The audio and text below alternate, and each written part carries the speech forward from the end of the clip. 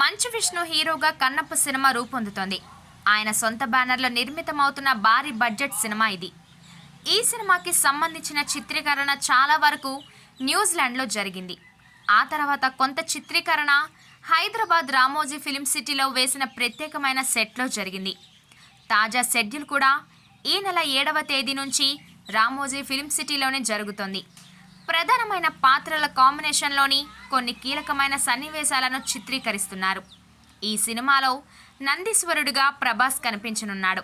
రీసెంట్గా ఆయన ఈ సినిమా సెట్లో అడుగుపెట్టాడు. మరో 4 రోజుల పాటు ఆయన పోర్షన్ షూటింగ్ జరగనుంది. గతంలో వచ్చిన భక్త కన్నప్పలో నందీశ్వరుడి పాత్ర ఉండదు. కేవలం శివుడికి కన్నప్పకి మధ్య సీన్స్ మాత్రమే ఉంటాయి.